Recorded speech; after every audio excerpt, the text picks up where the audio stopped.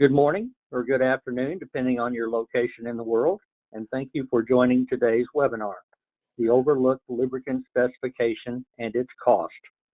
I am Henry NEICAMP, Technical Business Consultant with Polaris Laboratories, and I will be your moderator for today's webinar. The presentation portion of today's session will be approximately 40 minutes, followed by a short Q&A at the end. You will receive a recording of the webinar sent to your email within the next couple of days.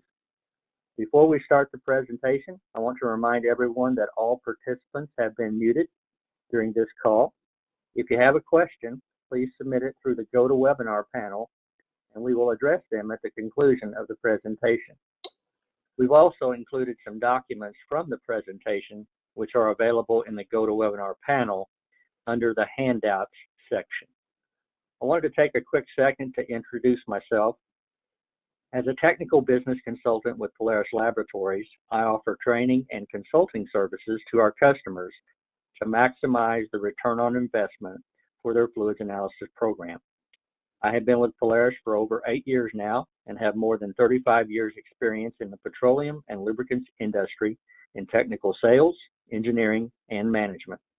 I am CLS and OMA certified through STLE. Now, enough about me. Let's introduce our subject matter expert for today's webinar.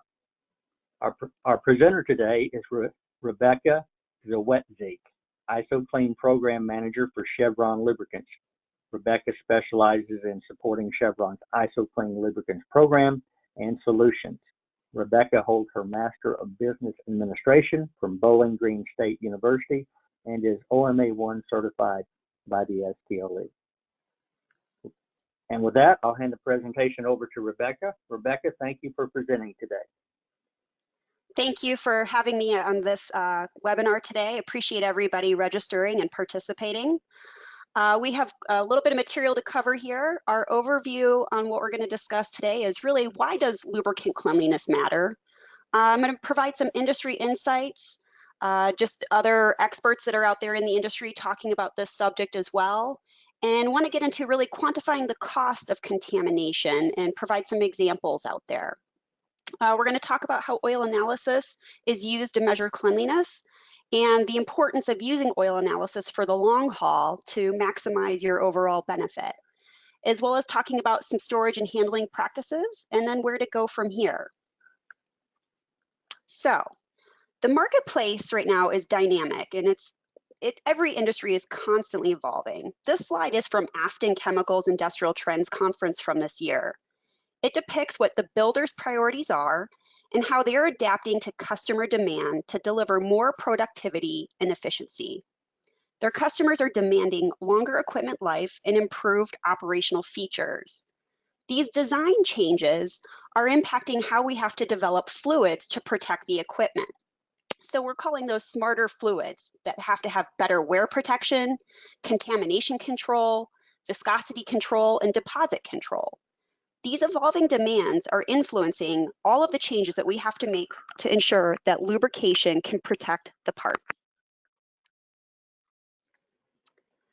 Lubrizol, another additive producer, acknowledges these changes with various components.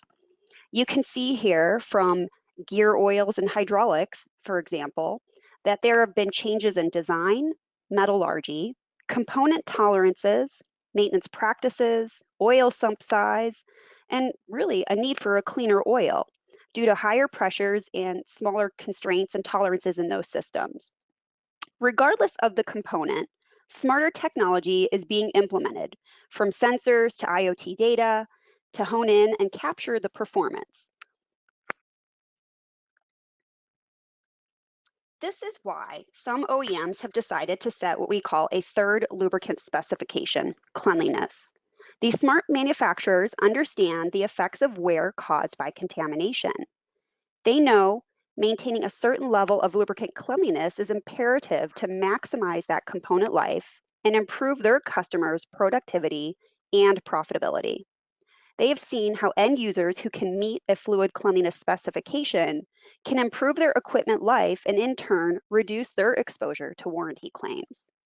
Some OEMs that you may be familiar with who have specs are Caterpillar, General Electric, Parker Hannifin, Dan Foss, Eaton Vickers, Siemens, Terex, SKF, Flenders, and really so much more. Now, the lower limit of what the human eye can see is around 40 micron. Therefore, the contamination that does the most damage to equipment is invisible to us. And it's why laboratory testing is needed to quantify the level of contamination in a new lubricant. The ISO 4406 standard for measuring particle contamination measures 3 size ranges of contaminants, which are a size 4 micron and greater, a size 6 micron and greater, and size 14 micron and greater, which is why you have a 3-digit code for an ISO 4406 cleanliness specification. These particles that are invisible to the human eye can do the most damage and many times goes overlooked because we just physically can't see it. It is these microscopic particles that enter the lubrication zone between machine parts and generate wear by an effect called 3-particle abrasion. The reality is these contaminants are all around, just naturally occurring in a maintenance environment, and can typically enter the lubricant through unmanaged air or water vapors. Clean oil is important because time after time, case studies have shown that dirt and contamination are the leading cause of machine failures. Let's look at some industry component examples. Plant Engineering highlighted in their article, Understanding Lubrication from the Bearings Perspective, that 80% of roller bearing failures occur from contamination, 60% from liquid, and 20% from solid contamination. Is it any wonder that the leading bearing manufacturer, SKF, has an extremely tight condemning limit for water at 200 ppm for roller bearings? Mind you, most lubricants have some level of dissolved water in them, perhaps as much as up to 70 ppm, as well as they clarify that to achieve an L10 life of 80 to 100%, you must maintain a high oil cleanliness level, ranging from a 1310 to a 1411. That is a 2-digit ISO code. They are not focused so much on the 4 micron, which would be the first level. They're more focused on the 6 and the 14 micron.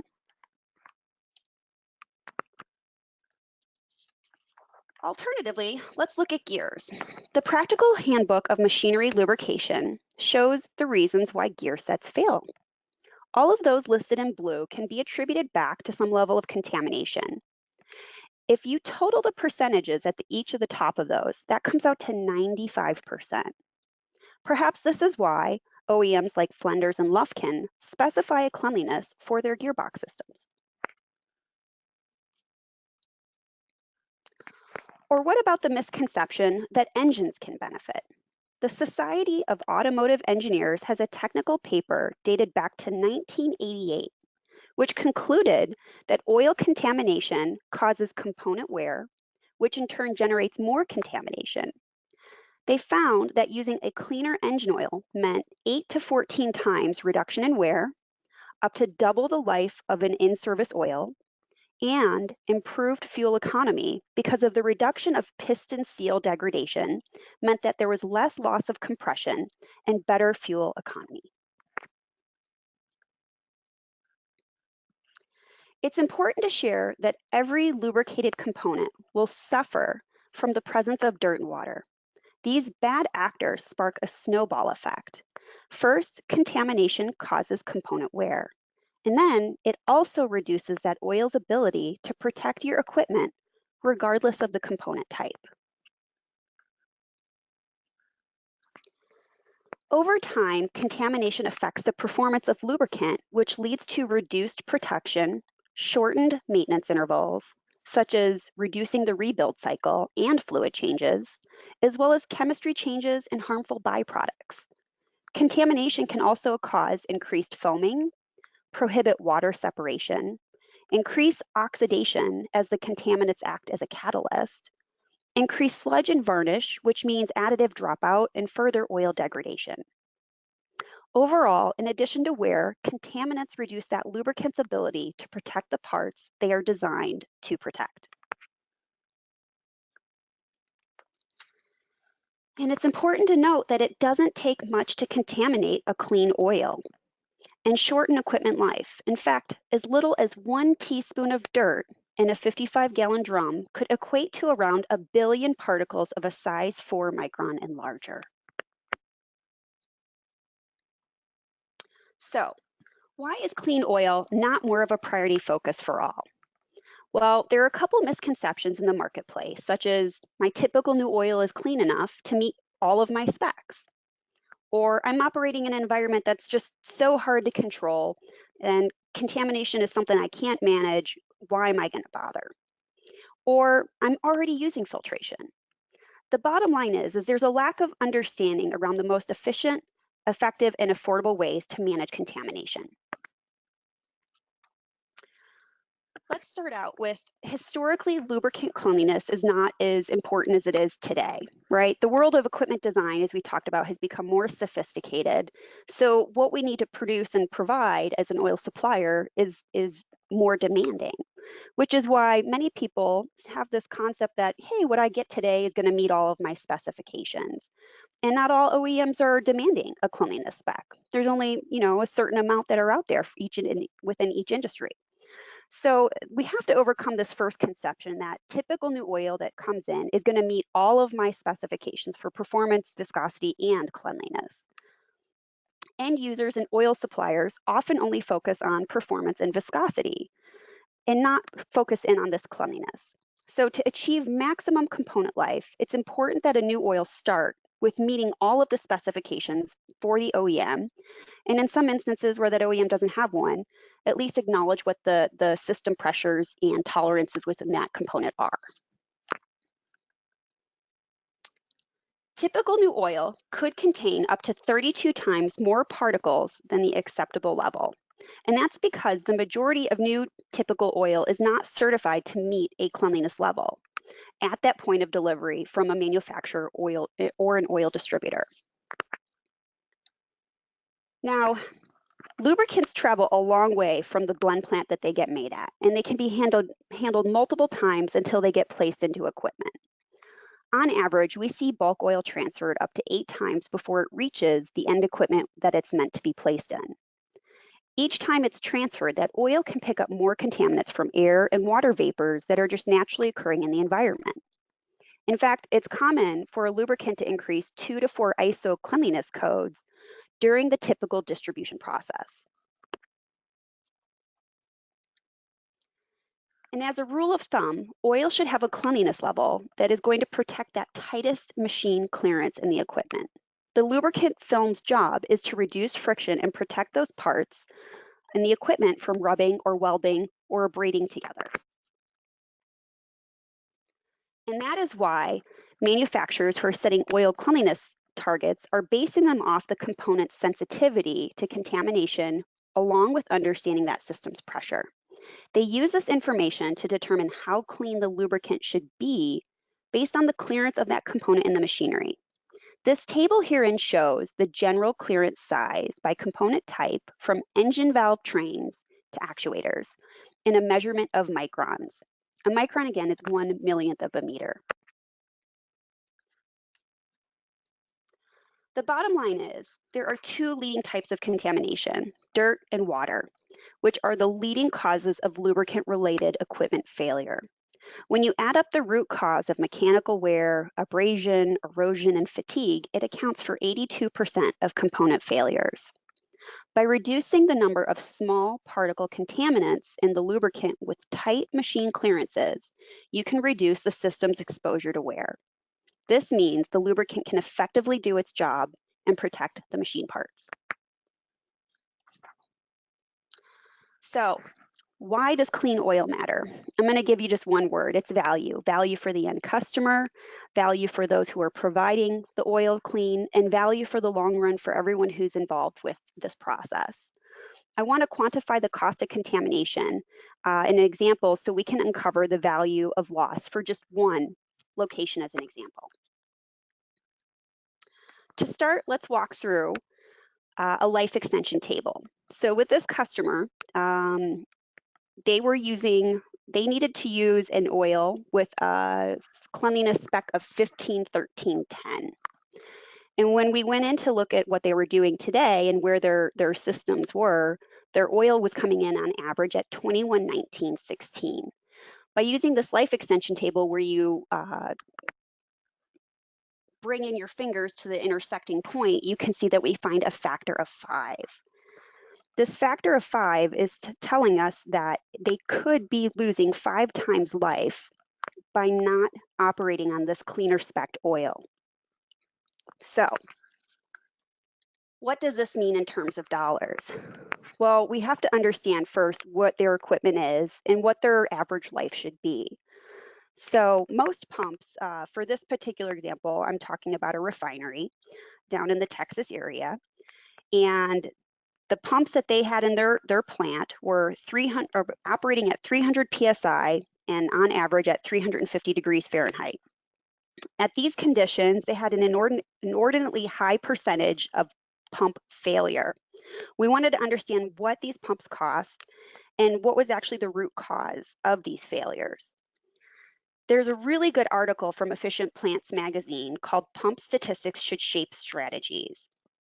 And what we did is we found that the mean time between failures for pumps in this type of refining plant should, on average, again, depending on pump location and whatnot, as I mentioned, this was down in Texas, should be at a 7.5-year mean time between failure.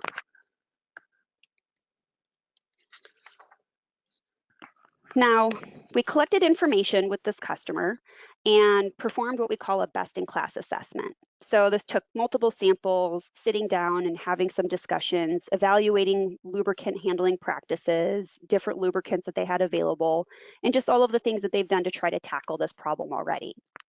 So what we did when we took those samples, as we saw earlier, that their target was at a 15-13-10. And that they were operating at a much higher level at a 21-20-18. What this meant was on the low end, because we took multiple samples, we saw that only some areas, they were only about 2 times dirty where they should be. In the other areas, they were 128 times dirtier. So again, even within this facility, we have to acknowledge different segments of that plant and how we can help each of those various segments. It was safe to say that they agreed and had already acknowledged that contamination was a significant factor in their failures. Their target for pump life was 48 months. Sorry, their target pump life was 60 months, and they were only achieving 48 months. So their cost for a rebuilt pump, not even a new pump, was $12,000, and in their facility they had 600 different pumps. So the cost for a new pump was $20,000. So what we did is we wanted to show them by achieving a cleaner oil and increasing that component life, whether we just were to achieve their 60-month target or take them to that 90-month target, which is that 7.5 years that we believe that we can get to as an industry average. That could avoid them a cost of anywhere between $360,000 to $840,000 a year. This is a very conservative and achievable value for cost avoidance. This was all really just focusing in on everything from performance, viscosity, and cleanliness for this particular location. So don't just take my word for it. Here's another case study that is published out in the marketplace today. It's from Machinery Lubrication called Lubrication Program Yields Reduce Maintenance Costs. And it's from the early 2000s from Evtac Mining Company. They reviewed the smallest of their 6 active open pit mines in Minnesota.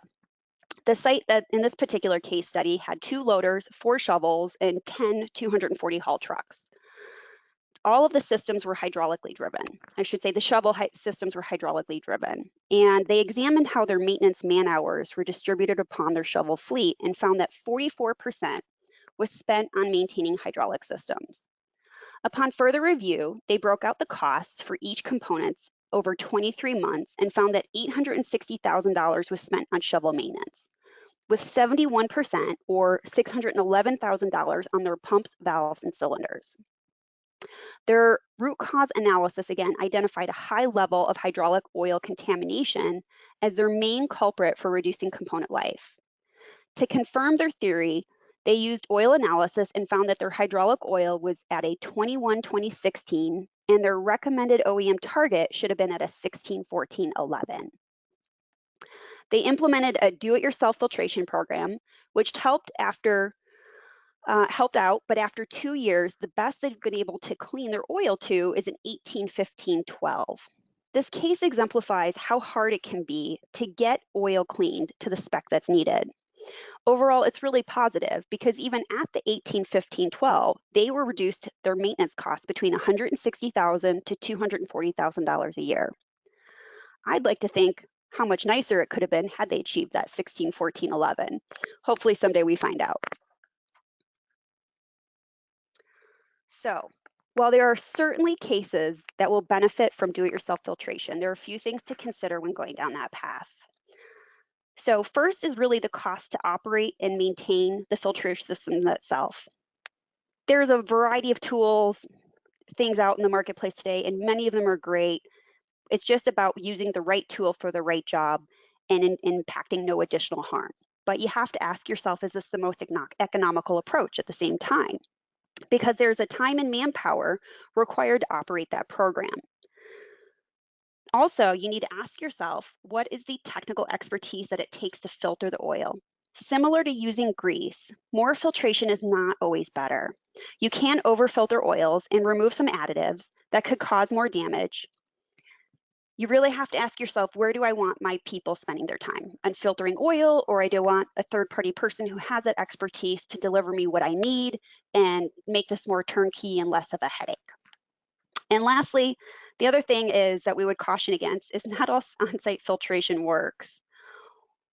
What are the right filtration tools for your operation? Again, there's a lot of great tools out there. It's just about making sure you get the right ones at the right place and are implemented in the right way. We have to do things, we've run into some situations where we've seen not enough residence time, or the tank setup and the flow rates were not adequate enough to make sure that the flow was going through to clean that oil is where it needed to be as far as a cleanliness spec. In addition, sometimes temperature corrections need to take place too, especially as you get to heavier and higher viscosity oils. So we have a great article out there called "Yes, You Can Filter Additives Out." And it's important to note that this is a real issue because we have seen finished oils damaged through overfiltration in the marketplace. This article explains how additives and chemicals can become solubilized in the oil and immune to filtration during the manufacturing process. However, there are several different additive types that affect filtration, and I just want to talk about two examples. One is viscosity index improvers. They are long-chain polymer molecules that are most often used in multi-viscosity oils, such as engines and transmission oils, and some gears and hydraulic oils. Their purpose is to reduce the degree in which the viscosity will decrease under high temperature conditions. In most cases, they are thoroughly solubilized in the oil and do not pose a target for the filter. But in some cases, a VI improver may be removed through filtration if the oil is cold or has sat idle for a long time.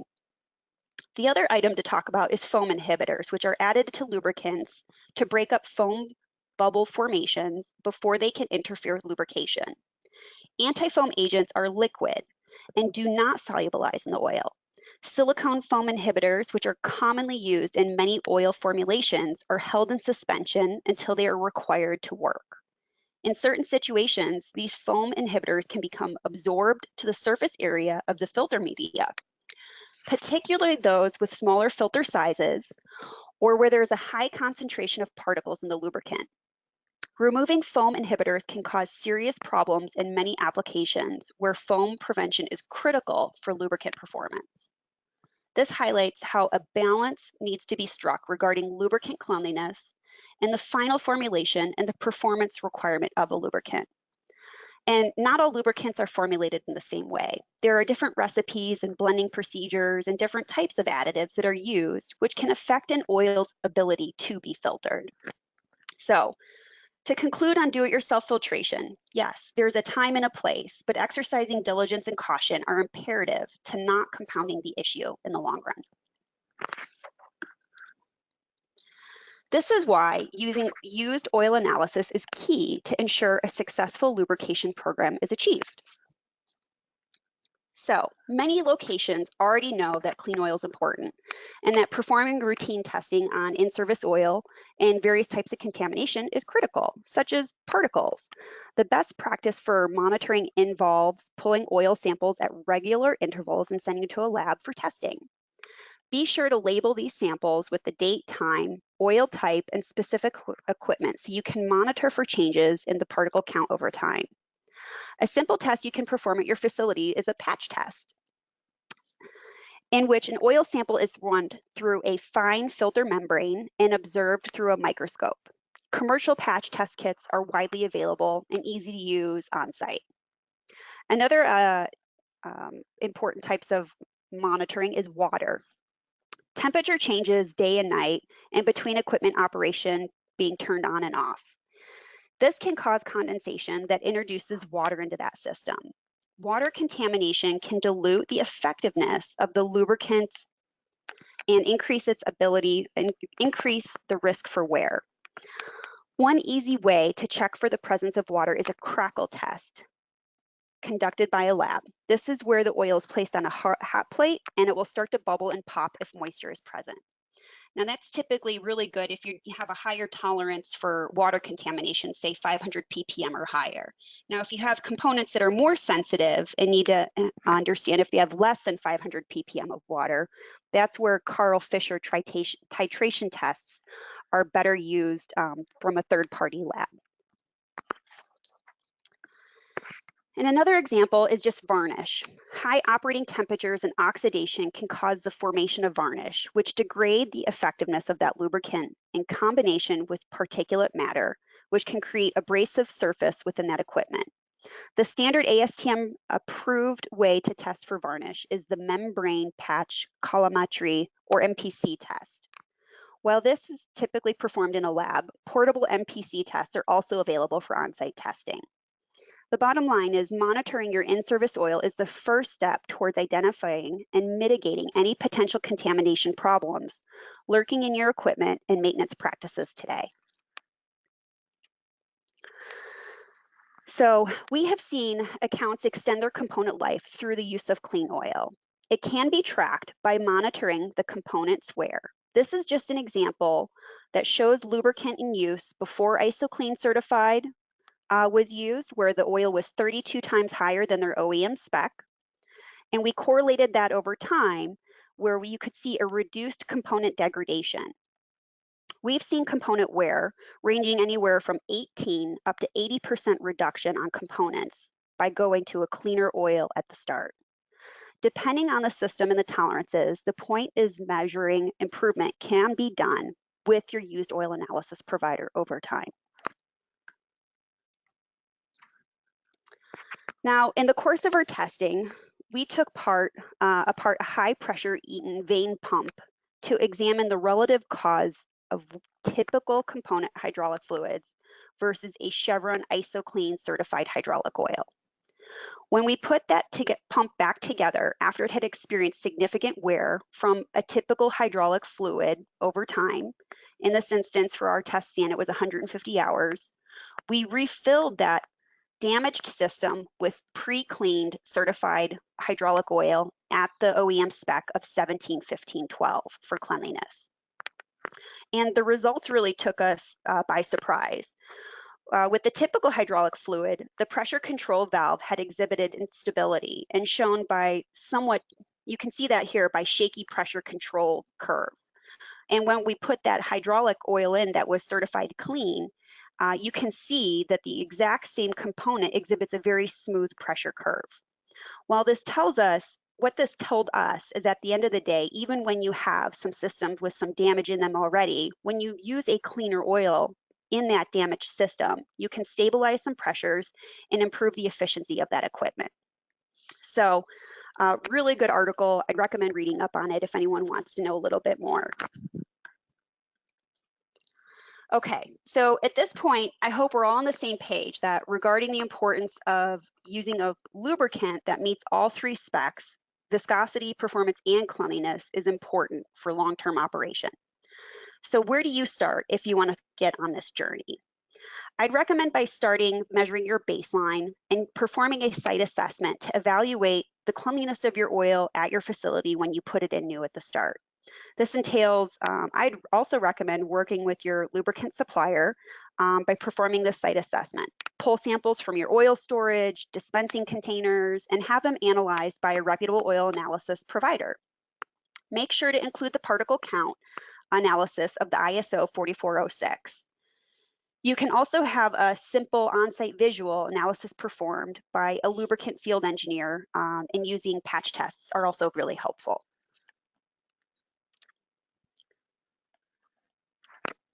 Once you know the baseline of your new oil stored at your facility, you then want to research the oil cleanliness of your equipment manufacturers and compare. Armed with this information, you can then set a cleanliness level standard with where your lubricant supplier or your new oil delivered to your facility should be at.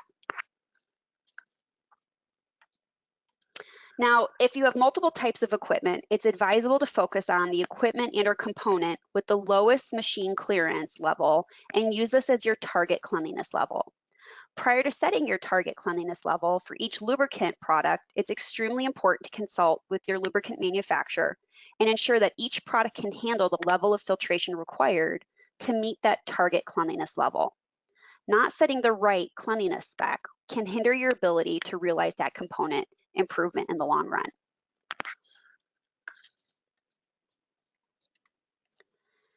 The most common place to get your ISO cleanliness target is in your operator's manual. And these days, many manufacturers have moved their manuals online, particularly new equipment built in the last 5 years. Another way to get that answer is simply call the manufacturer and speak with a representative. Finally, you can also get a ballpark estimate just by taking a look at the tolerances within a component. You might remember a couple slides earlier that we talked about different components in equipment and that average clearance size within it. Another tool that I like to reference is we have an ISOCLEAN calculator on our website. You can use this as a way to select your industry, your component type, and that system within that component to help you set a baseline target. And the end result is kind of what I showed up here earlier. So you can see when you have what your estimated target is, where you're at today and where you should be, you get a good idea of where that life extension benefit could be. Now, many locations try to compensate by filtering new oil themselves, as well as improving their handling techniques and cleaning of their storage tanks, only to find that they're still coming up short on their cleanliness objectives. Does this sound familiar? It should. That EVTEC mining company shared that they had this struggle with their case study. And this is because the oil was not sufficiently clean in the first place. And bringing contaminants down to the acceptable level safely can be extremely difficult. So there is an easier way. We like to say, starting with a clean oil that is certified to meet your OEM cleanliness specifications upon delivery from a marketer is going to help you with maintaining that cleanliness throughout the system. On-site filtration, proper handling, and clean storage facilities are still important, but it's far easier to maintain cleanliness of an oil that is certified clean to begin with than it is to clean up that oil that was dirty upon arrival. Once you have received a certified clean oil, you can test it for contamination after each transfer point within your operation, and even after it has been introduced into the equipment. This will give you the data that tells you where your contamination may be occurring in that chain of custody, and you can take corrective action to troubleshoot then. In some cases, equipment can help you to stay clean. In some cases, equipment to help you stay clean should also be implemented. Pulling all this together requires effort, which is why we've rolled out a best-in-class site assessment program. It's a complementary program that looks at your lubrication in a couple different areas, such as product selection, product integrity, lubrication intervals, and inventory management. The assessment requires a partner approach to identify improvement opportunities, ranging from reduced maintenance costs to increased equipment reliability. The bottom line is you should have an oil supplier whose goal is to help you achieve your KPIs and work towards continuous improvement together. So I'm going to share a little bit more on some customer results here. And I'm going to start with Precision Waste Services, who has extended their life cycles of improved system performance, as well as reducing their annual lubricant consumption by moving to ISOCLEAN certified oil. They've also followed the best storage and management practices, which is a handout we have for you guys available at the end of this today.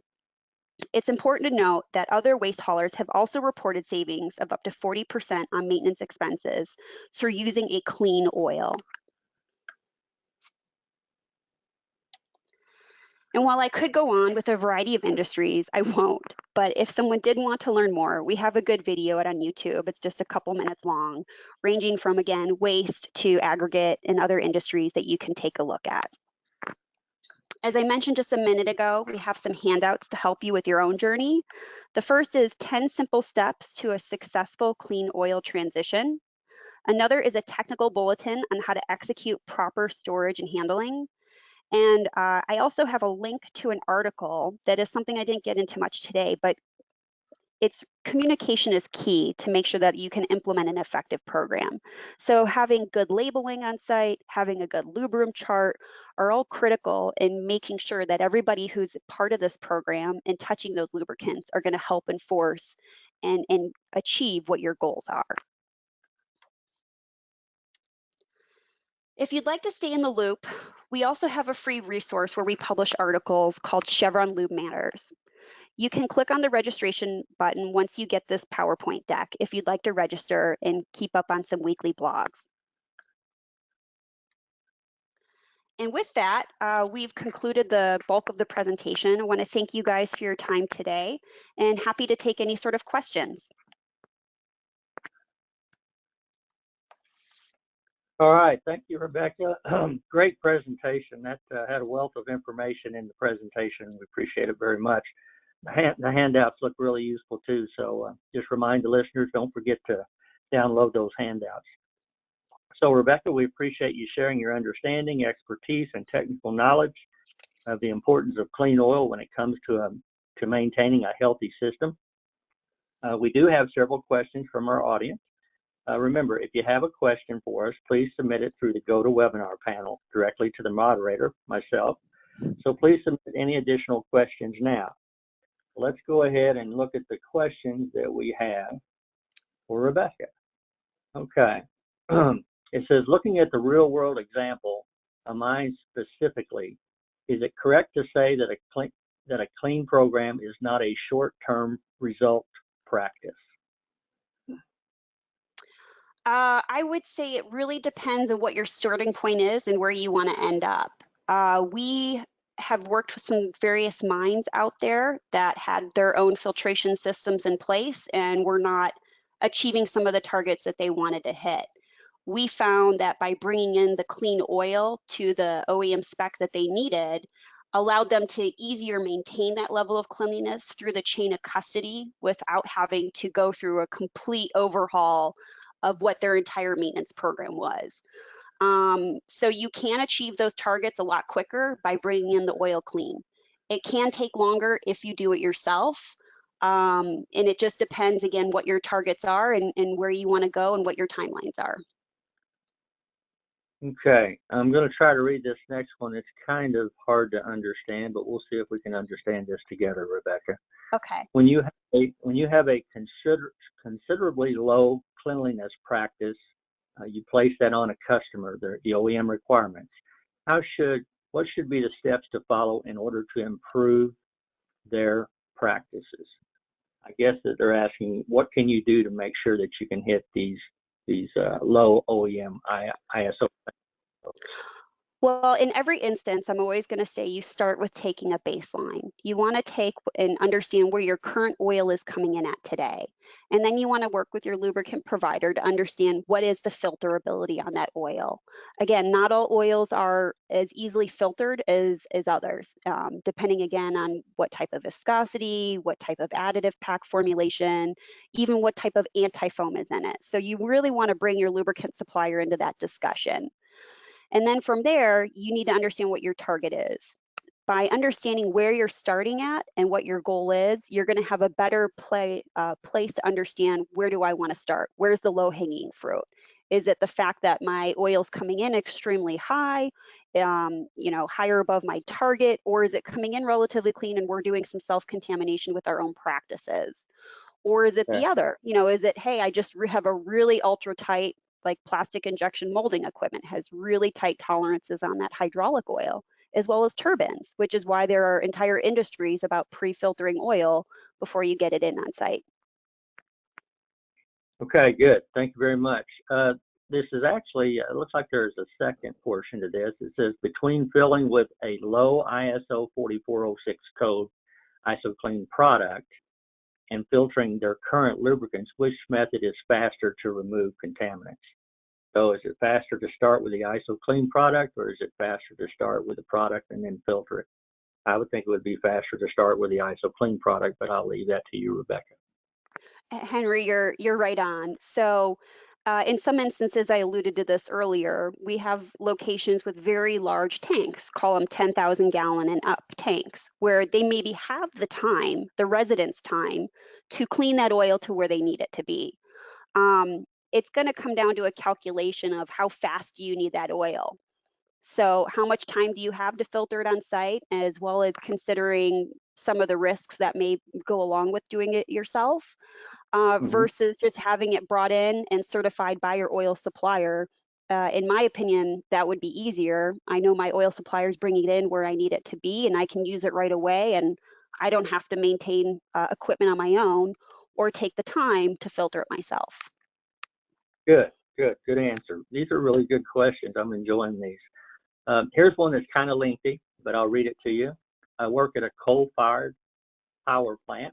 It seems almost impossible to keep our ISO codes on these gearboxes.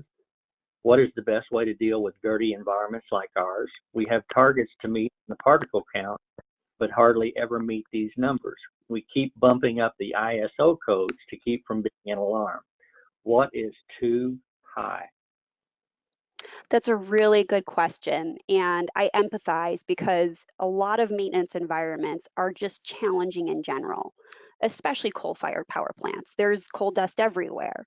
So it really comes down to, first and foremost, where is that equipment and what is that target you're trying to achieve, right? As well as if you're not managing the airflow, if you have systems out there where you're not managing airflow, because again, these particulate contaminations are naturally occurring in the environment, if you're not managing that airflow, you are going to be ingesting contaminants over time. So I'd like to know a little bit more about the specific nuances in the situation, such as where they're located, how often they're touching them, what is the reservoir size, et cetera, because all of those play a factor into what you can do to more effectively manage that. Good answer. There's actually a question here that I wrote down myself while you were talking, Rebecca, so there's somebody else out there that's on the same mind track that I'm on. Could you please confirm the minimum filter size in microns to avoid additives being removed? And you mentioned it's possible sometimes to remove BI improvers as well as the silicon anti-foam. So is there a minimum size? Is there a rule of thumb? It's really going to depend on each particular oil type and what is in that oil. I can say from a lot of literature that I've read, from TLT, tribology, lubrication, et cetera, Noria, even ExxonMobil, even within other literature that we have, a lot of the baseline says don't go below a 5 micron. So again, there's a lot of other factors that play into that, such as beta ratio, the material that the filter is made out of, the flow rates, the temperatures of the systems. So I can't just give you one verbatim, but there is something where I've seen a lot of words of caution that say if you get below 5 micron, you're in a real danger zone. You are stripping stuff out. And I would say in some instances with our program, we've seen issues with going below a 14 micron. So I can't tell you that there's one number, but I will say that I have been in facilities where I've seen them filtering at a 1 micron, and it's really alarming to me to see that. Yeah, I like your 5 micron number. I know it's hard to do a rule of thumb. For years, I used to say 3 microns, and then I came to work for Polaris, and one of the things I learned rather quickly was there's a universal tractor fluid out there that is produced, and if you filter it below 6 microns, they tell you that you're going to remove an additive, a friction modifier. So I like that 5 microns, but it does vary with different products. Good answer. And here's the last question that I see here. It says, in order to keep the lubricant clean, and as master distributors of Chevron lubricants, it is advisable to use the ISOCLEAN equipment for the customer on site, or how is the handling of this currently done in the U.S.? So I know that you have, I've actually seen some of the ISOCLEAN equipment. It is a rather large system. How is that operated, and how do you maintain that system, and how do you cover the U.S.? Well, we have a multitude of suppliers across actually North America, all the way down into South America now. So we've got a wide level of distribution and coverage, especially in the US. And we do not bring the ISOCLEAN equipment on site. Rather, what we have found to be most effective is to have our ISOCLEAN distributors clean the oil on site to their customer specification and deliver it in the fashion that makes the most sense, whether it be in totes, into their bulk tanks, etc.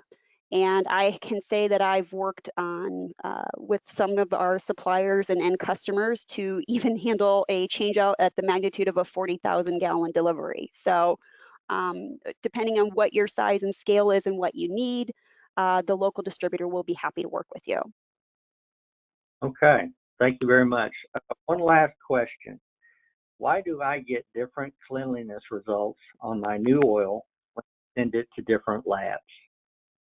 That's a great question. This really gets into what we talk about as far as repeatability versus reproducibility. So what you want to focus on is not comparing lab 1 to lab 2.